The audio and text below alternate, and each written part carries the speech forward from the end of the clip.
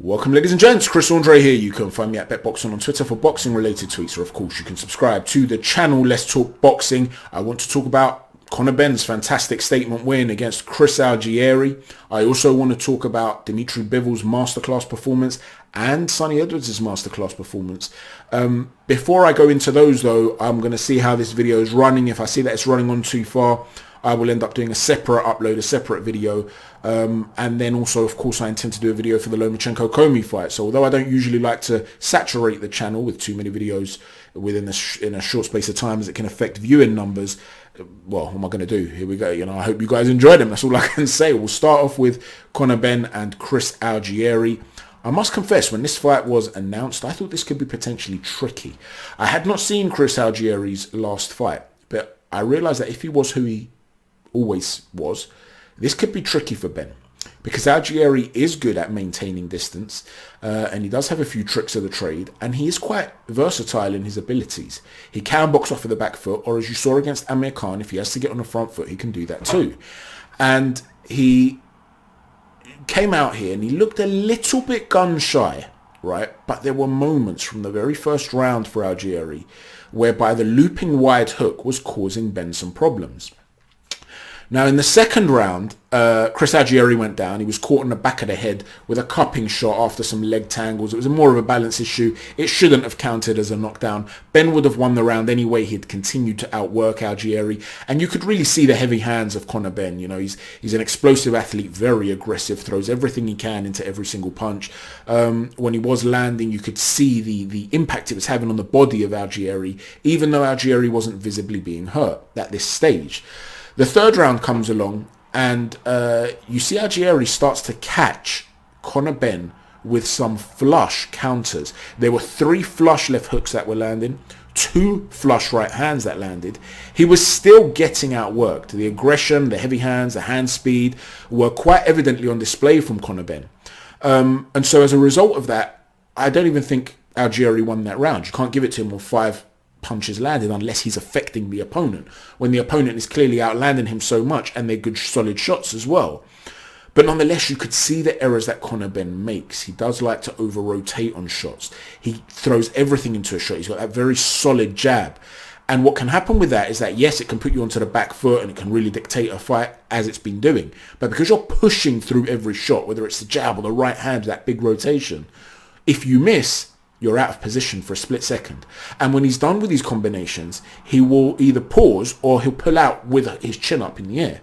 And you saw Algieri picking up on these things and landing shots. Now, Algieri is in the twilight of his career. Like I said, props to Conor Benn. I thought this would be a much more competitive fight. I was one of those people that was thinking, I wouldn't be stunned if we saw an upset here, because he knows a few things, Algieri. He's wily, and Benn makes these errors. That wasn't to be the case because Algieri's physicality couldn't match up to Benn's, but he was landing the shots. Now I want you to imagine in that third round, had that been Boots Ennis, had that been Bud Crawford, had it been Spence, had it been even lesser guys like Avanesian, would he have gotten away with that? If it was Mean Machine, he's getting caught with too many shots that he shouldn't be getting caught with. That remains.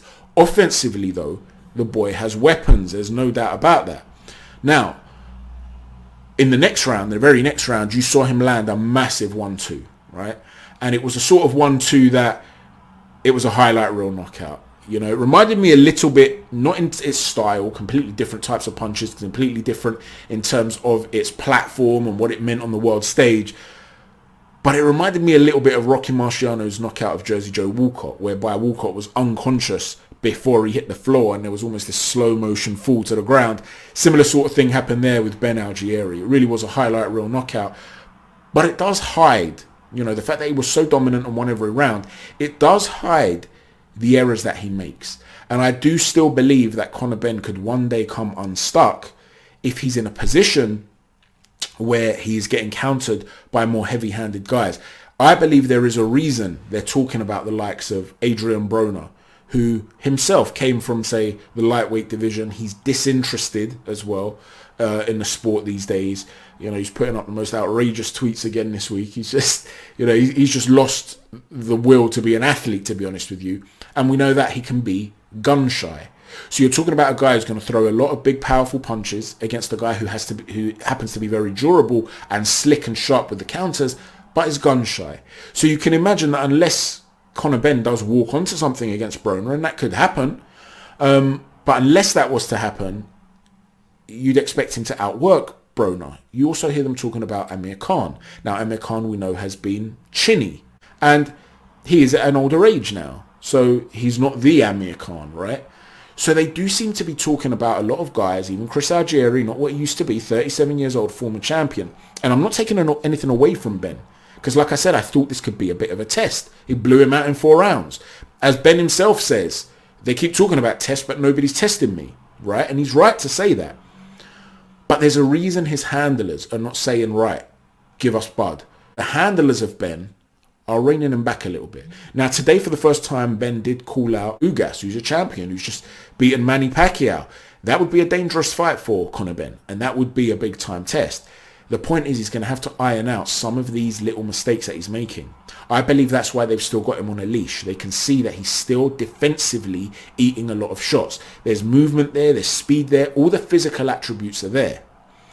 But he does have a tendency to get too excited and leave himself open to other little errors. At least that's my take on it. So why is he blowing out these guys who have not been blown out, say, by other guys at the top level? He's done a number on Algieri, albeit an older Algieri, that only Errol Spence had done on him, right? Manny Pacquiao dropped him multiple times, but he went the distance.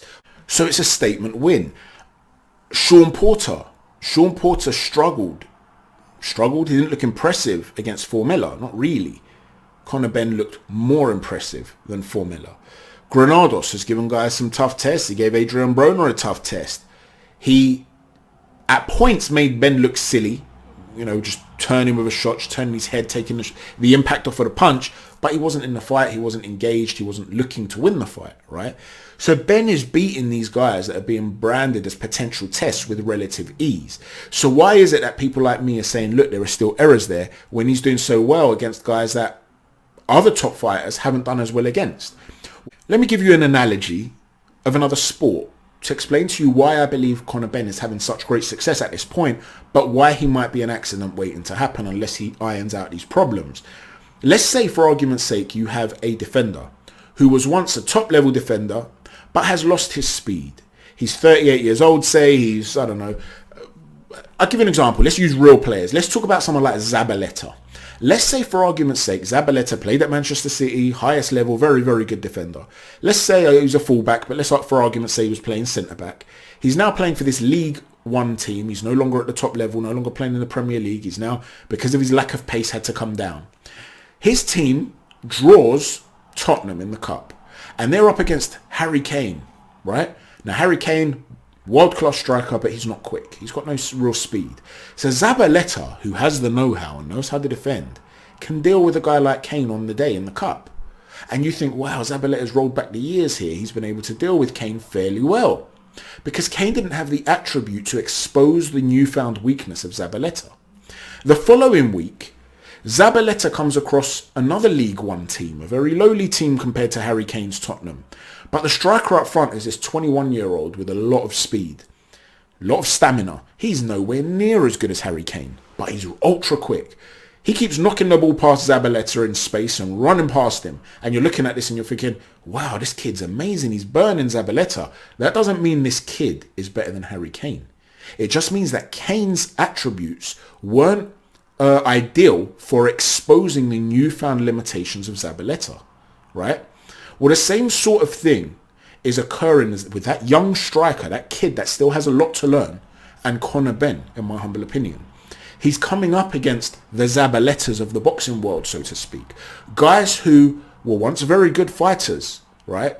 Who have aged somewhat, who might not have the athletic or even the know-how, athletic capabilities or even perhaps the know-how, because they were good fighters, but none of them were elite, to be able to expose the errors that Ben's making and capitalize on them, whilst also being able to deal with the athletic attributes that he offers in return. Okay? Whereas when he steps up and he's not up against the Zabaleta anymore, that young striker gets a move to the Premier League. Well, now he's up against Van Dijk. He's not up against Zabaleta anymore. his other weaknesses could end up getting seriously exposed, and suddenly he looks like he's out of his depth. Had Conor Benn, I repeat, been getting caught with the sort of shots that he was caught today against the likes of Boots, Bud, Spence, he could have been in serious trouble today. Now the counter argument might be he throws caution to the wind because he's not afraid of what's coming back at him. I don't think that's the case. I think these are errors that he's making far too consistently. And I think they're things that need to be ironed out, and I think that's why they're reining him in and they're not having him go after a really, really top name. Let me know what you think about Conor Benn and his performance today. Let me know if you think my analogy holds weight, or whether you believe that I'm getting this all wrong and that Conor Benn is going to continue to prove people wrong, and he's going to smash out even the highest level of fighters. Thanks for watching, everybody. Chat to you soon. Take care and God bless.